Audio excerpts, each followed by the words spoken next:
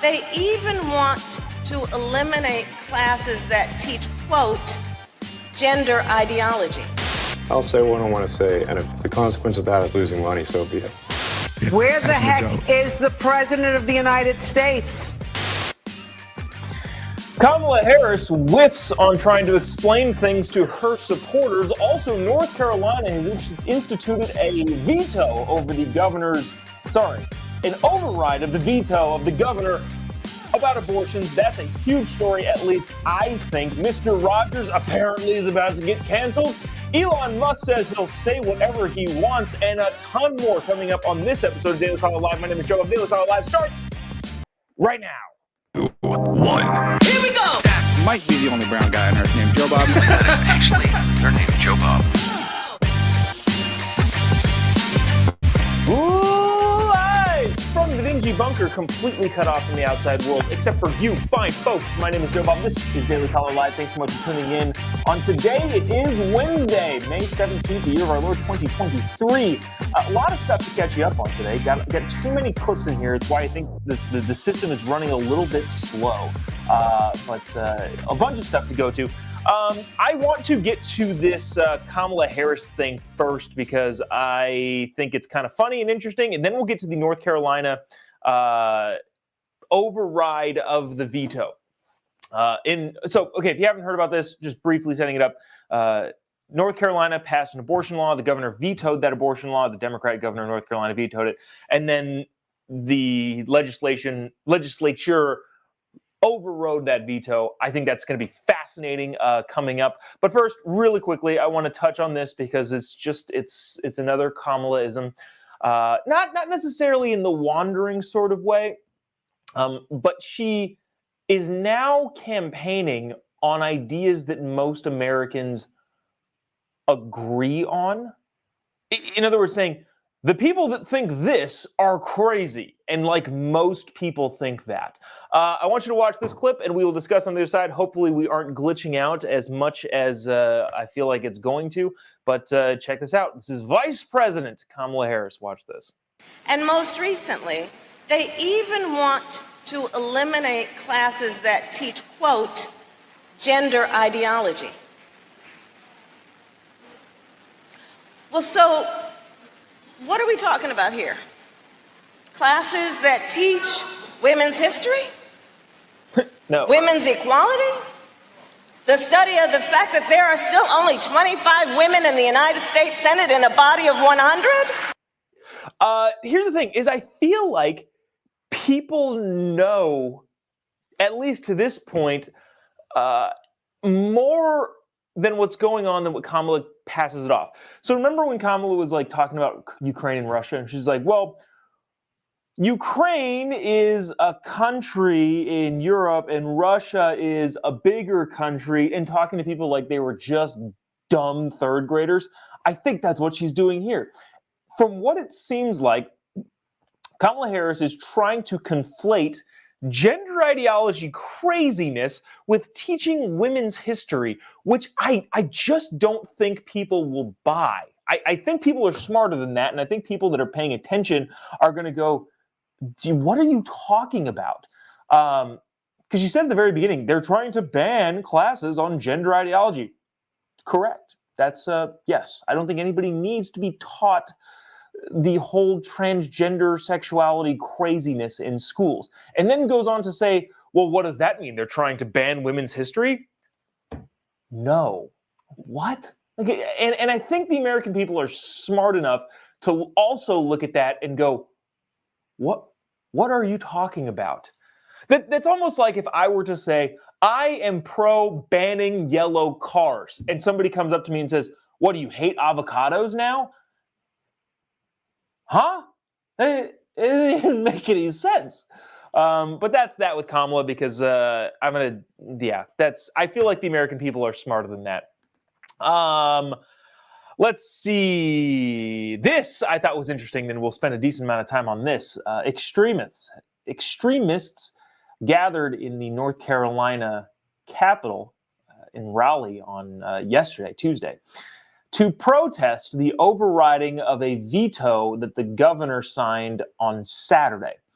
So North Carolina passed a bill that would limit abortions to under 12 weeks. It was 20. They bumped it down to 12. And you know what? We'll just leave it right there. And what I want you to do is watch how... Well, I'm going to play this first clip. The first clip is them actually voting and vetoing, or overriding the veto. The second clip is the fallout from literally extremists. I'll explain what the law is, what it actually does, and why I'm calling these people extremists in a second. But this is what happened the first time, when they overrode it. Watch this. Clerk will lock the machine and record the vote. With 72 having voted in the affirmative and 48 in the negative, the motion carries. The House has overridden the governor's veto and the bill becomes law, notwithstanding the governor's objections.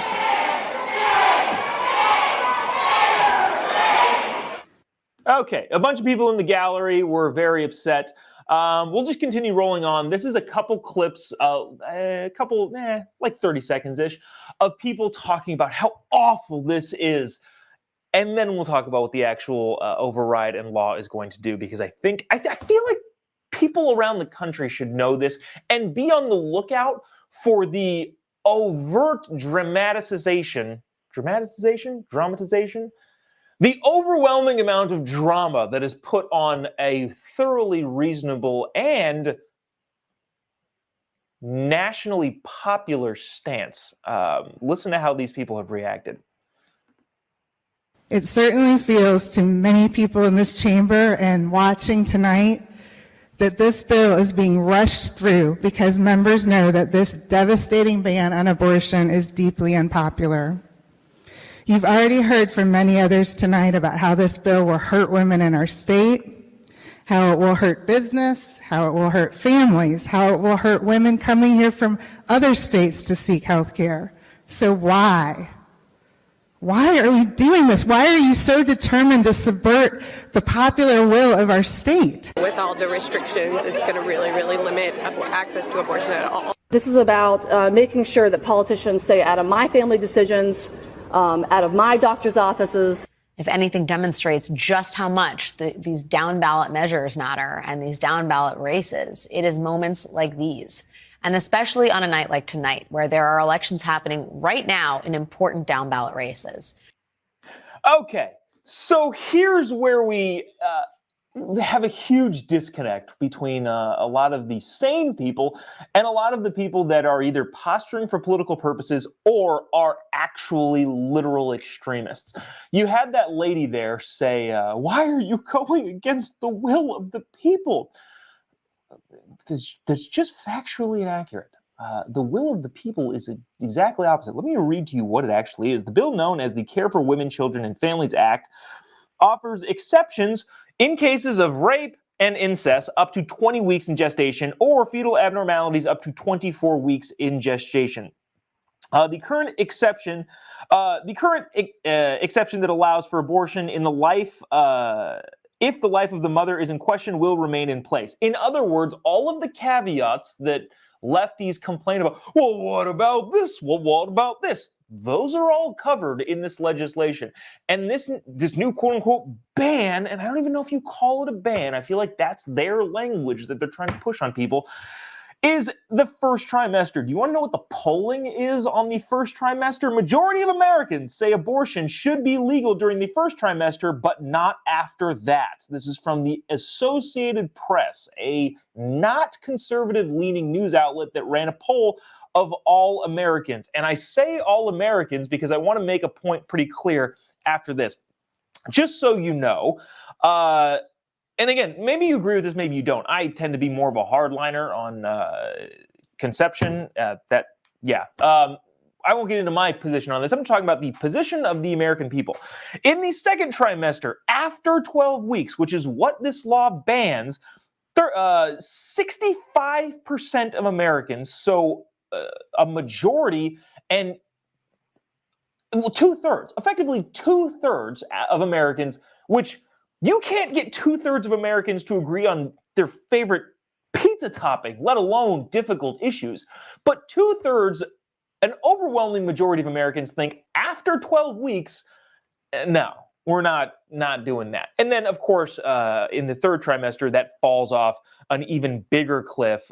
80% of Americans think, no, you can't abort a child in the third trimester. That's crazy. So this law that got overridden by the legislature of North Carolina after the veto of the governor has the support of 2/3 of Americans. Now you might say, well, North Carolina isn't America. It's that's the entire nation's polling. Correct. You are right. North Carolina is overwhelmingly Republican. They have a Democrat governor for some reason. I'm not sure how that happened. But in order to override the veto, you have to have supermajorities in both houses of the state legislature, which Republicans do. What I mean to say is that 2/3 of the entire country think you shouldn't have abortions after the first trimester. And I would imagine that that number goes up drastically in places like North Carolina with massive Republican strongholds. What I'm saying here is, when that Democrat legislator from North Carolina stands up and says, why would you go against the will of the people? I would say you're just flat out lying. That's not true in any sense of the imagination. I couldn't find actual polling within the state of North Carolina, but if 2/3 of the entire country thinks that this law, like exactly what North Carolina just passed, should be the law of the land, it's probably like 75-80% of North Carolinians think that. Just looking at it mathematically. So when people get up, the biggest, broadest point I'm trying to make, when people get up and protest about how they feel about something emotionally, it doesn't make it true. Being emotionally invested in something doesn't make your argument viable. There was Charlie Kirk and I were in Chicago, and there was a gentleman that got up and asked a question, and he was talking about I don't know, white supremacy or something dumb. And the basis for his argument that, well, look at how many protests over race relations have happened. What? You can't base your argument that America is racist by the amount of protests that happen. That's the feeling of people. Look at the law and what the law says. If somebody can do something versus they can't do something, okay. If the law is inherently discriminatory, specifically based on race, you have a compelling case, but that's not reality. So you can't let your emotions dictate how you view reality. That's just not how life works. And so with all of those things in mind, I would like you to watch a short clip of what I call the extremist. If an extremist is somebody that holds a fraction of a minority view, let me get to the actual statistic here from the AP. Oh geez, it's not even 8%. Hold on, I'm trying to tap, but it's just not. There's a graph that I'm looking at on the AP on my phone, and well, this proves the point here. The number of people that think abortion should be legal in all cases in the last trimester, in third trimester, and I know that's not necessarily what we're talking about here, is so small that I can't even click on the number. The amount of people that think abortion should be illegal, this is again countrywide, not even talking about North Carolina specifically. The amount of people that think abortion should be legal in all cases in the second trimester, so after 12 months, is 15%. In other words, if you're in a position where your viewpoint is held in such a tiny minority that I can't even click the button on the graph in the AP, by definition, that constitutes as an extremist.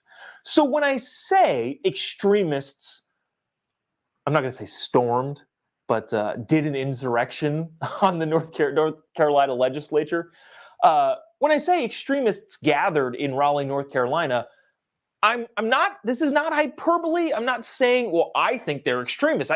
No, by definition, by what the data says, the fraction of a minority of a subset of somebody who thinks something so outlandish that nobody agrees with them are extremists. This is what happened in North Carolina yesterday with the extremists trying to voice their wrong opinion.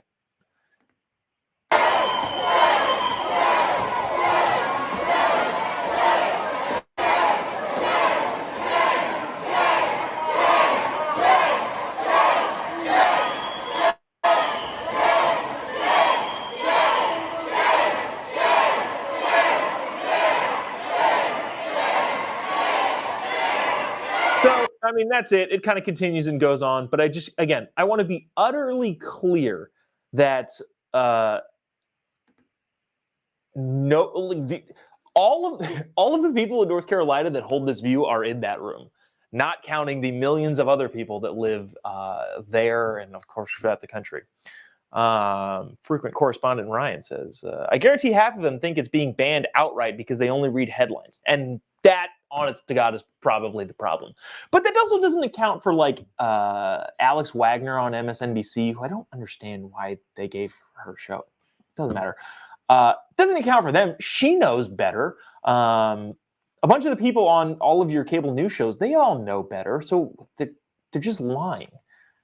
I can see an argument for ignorance. If you only read the headlines and you believe everything that's being fed to you by the media. Yeah. Anyways, let me see. Any comments in here that are kind of interesting? We got some election stuff based on Cooper. This guy. Anyways, we won't get into that. Let's move on to. All right, hold on. I'm going to. This might be, and by might be, I'm pretty sure it is. This could be the greatest political scandal of all time, and it is out of the news at this point. The Durham investigation, where we won't belabor it like we did yesterday. I think we talked for 25 minutes about it yesterday. The Durham report that showed that the FBI colluded, in the actual definition sense of the word, with the opponent of a duly elected president of the United States in order to bring that president down. That's the biggest political scandal in American history. What?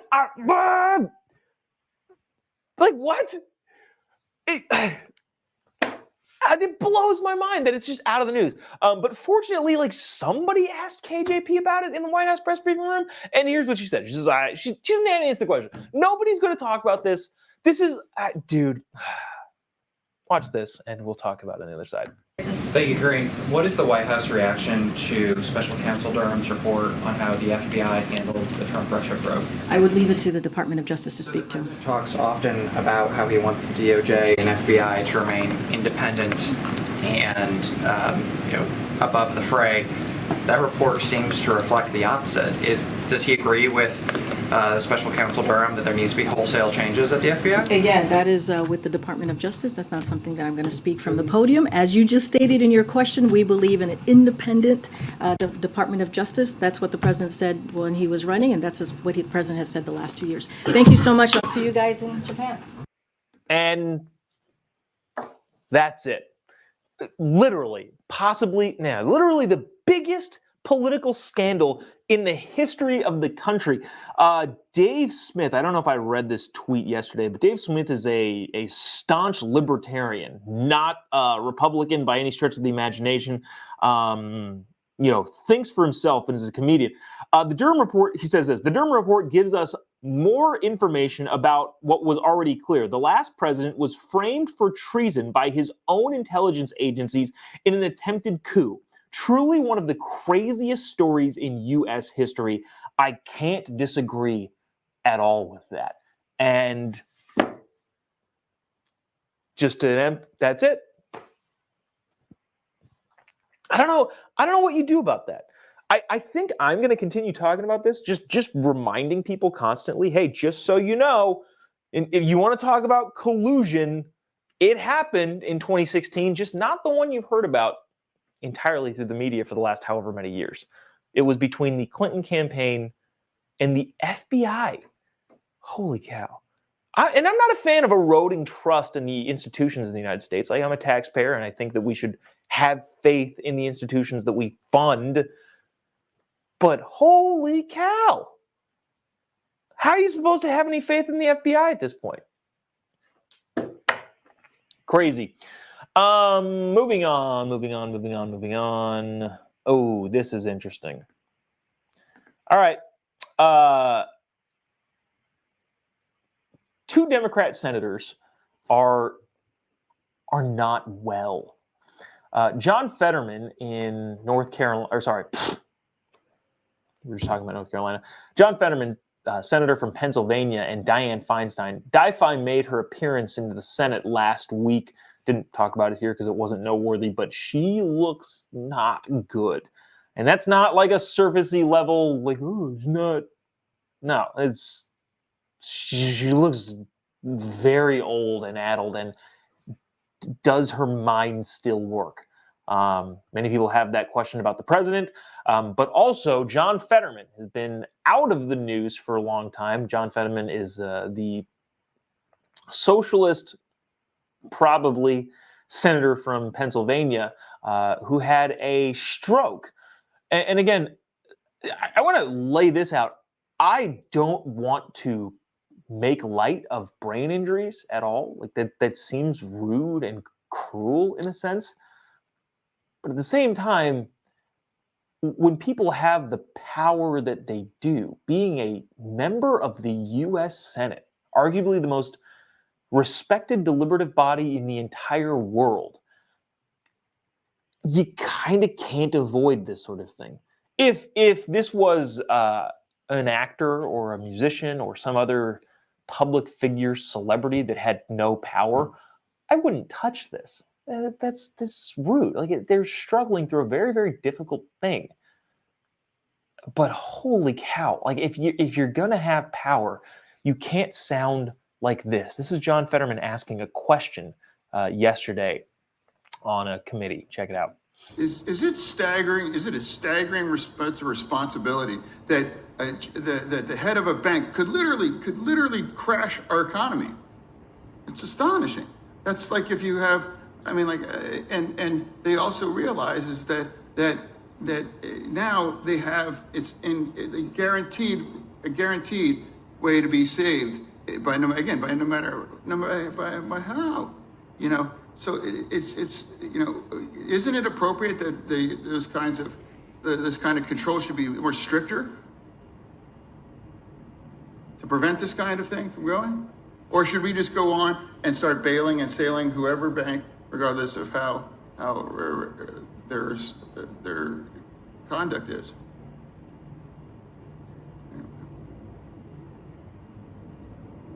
You know, I'll give you an example. The Republicans want to give a work requirement for SNAP. You know, for a hungry family has to have this kind of penalties or some kinds of working required. Shouldn't you have a working requirement after we sail your bank with billions of your bank?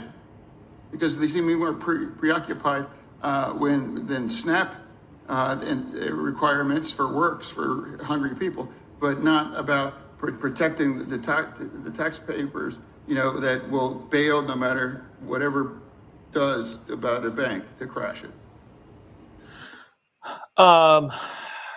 Yeah, I don't like that at all.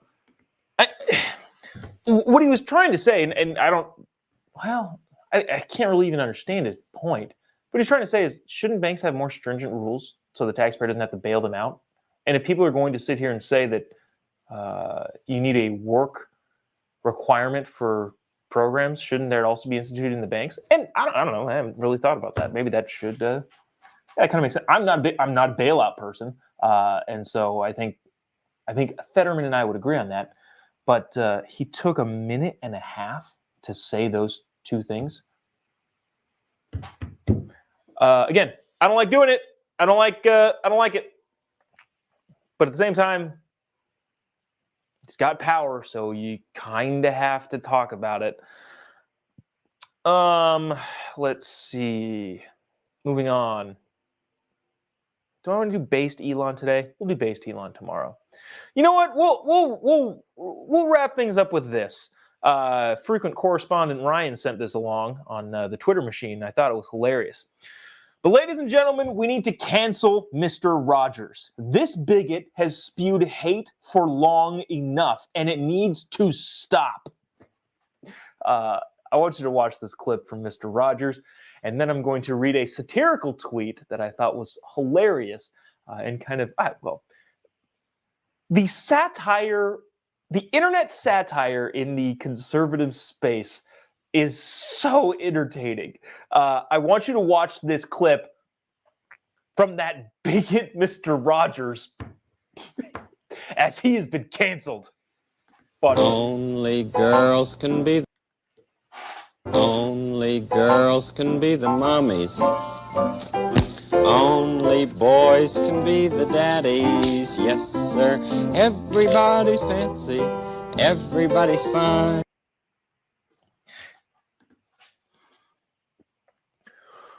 I'm seething with rage that this monster would suggest such a hateful, discriminatory, bigoted stance on who can be mommies and daddies. Now, there are some hilarious satirical Twitter profiles. One of them is Ann Lesby. At least I think this is the problem. The problem with satire nowadays, and I know my buddy Seth from the Babylon Bee deals with this all the time. How do you make fun of stuff that is so inherently crazy that it's difficult to continue to make fun of? This was the tweet accompanying that video from a Twitter account that I'm pretty sure is a satire site. This transphobic YouTuber tells kids only boys can be daddy, only girls can be mommy. I caught my youngest watching this garbage propaganda on her friend's device and nearly threw up. I'm still literally shaking. Okay, that is 100% satire. This YouTuber, transphobic YouTuber, Mr. Rogers. But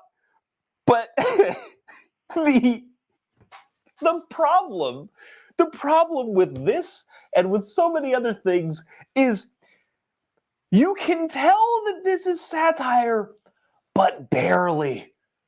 It's really close. I'm going to go, let me see if there's any other tweets that we could read. Name a children's show and I'll tell you why it's problematic. I will not reply to all of you as my emotional labor is not free. Yeah, that's a little bit funny. Yeah, there's Titania McGrath. If you're not hip to Titania McGrath, I don't know if Titania is still tweeting. Oh, she is. Titania is another one of the, I've announced my pronouns to a waiter and he didn't give me a round of applause. This type of harassment is exactly why I have the police on speed dial. Also, defund the police. I think these are my favorite. The whole idea of the left can't meme is so true. And also conservatives as people are not as funny as we are on the internet. I wish that was a bridge that we could, I wish that was a gap that we could bridge. I think there are hilarious people. So, okay, here we go. Here's one of my gripes with the conservative movement. I do news hits a lot. I used to be on Newsmax every Monday night. Actually, I guess technically I still have been. Anyways, I go on Newsmax quite a bit to talk about stuff. And I'm kind of introduced as the comedic relief. I'm a stand-up comedian. I do comedy. And they'll have me on to talk about, and this is not Newsmax specifically. I've gone on Fox, Newsmax, OAN, Real America Voice, all of the networks, and talked about cultural stuff that's genuinely just funny. And I'll sometimes be paneled with other people that are in this whole like left can't meme, conservatives are funny on Twitter space, and they'll be like dead serious. And I'm like, what are we doing? We like pride ourselves on this whole idea of the left can't meme and conservatives are so much better at being funny on the internet. And then when we're sitting there on TV in our suit jackets, looking seriously at the camera, I'm sitting here cracking jokes. And I felt that in numerous occasions, it doesn't fit with the vibe of the other guests on the panels. And I'm thinking, what are we doing? We have this whole idea of conservatives troll the internet so much better with the funny satirical nonsense, making fun of things that are insane. And yet, on our most widely viewed platforms, the same people that are making hilarious jokes on the internet are sitting like this and talking in a news manner about a very serious issue. And I get it. The issues that we're talking about a lot of times are serious. But at the same time, I am a bigger proponent of laugh them out of existence. Make fun of them so much that it becomes embarrassing to support bad ideas. Because at the end of the day, if you're well, not to, bring up like bullying in that sense, and this is an example on the fly, so if it's not a good one, forgive me. But what made you in your life change directions more? Was it someone that you didn't like being hypercritical of you? Or was it being made fun of? If it was me, if somebody that I already don't like is saying mean things about me, or from an ideological, if they're trashing my ideas and like from a side that I already don't like you, yeah, like I don't care. That's how things work. But if there's an institution that I don't hate and they're making fun of something that I agree with, that's more likely to change my mind than somebody I already know that I don't like talking at me. I think probably the best example of this is the Daily Show. I've liked the Daily Show for a long time. I don't agree with most of the political stances they take, but I think a lot of their non-woke stuff is hilarious. And if it's difficult to get me to question my opinions and beliefs because I've spent so much time thinking about them and working through the ideas in my own head. But if there was an outlet or a group or a medium that was going to get me to kind of have a bigger, broader conversation about any sort of particular ideology, it was going to be the Daily Show. And so with that, all that being said, this whole idea that conservatives are funny on the internet is 100% true. I would love to see that translate to the broader scope of news media, entertainment, all of it. Because I know they're very serious issues, but if you're going to get people to change their mind, it has to be done in a more lighthearted way, at least I think. Wasn't expecting to go on that screed, but here we go. I actually do want to read some of these comments as we kind of go through, but anyways, Ryan, thanks for sending that. Appreciate it. That'll do it for us today. Thanks so much for sticking around, tuning in. I'm not sure when Tucker's show airs on, I don't know why I thought of that first, but I'm not sure when Tucker's show starts to air on Twitter, but I'm very fascinated to see what he actually ends up doing. If you haven't already, give me a follow on any of your social media platforms. Just type in JOBOB. You'll be able to find me. You can also search out the podcast wherever you listen to podcasts. It's a combination of this show and then also the Jobob Unlimited show, which is myself and usually another person, friend, commentator of some kind, musing about the day's events. I had a kid on yesterday, Kevin Ferris. He's a great dude.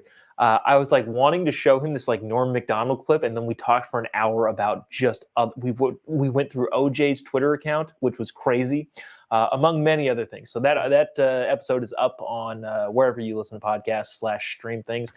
We'll see you tomorrow, same time, same place. Tomorrow's show may be possibly pre-recorded because flying to Phoenix to do that thing. Friday's show will be remote. So we will see you when you see it.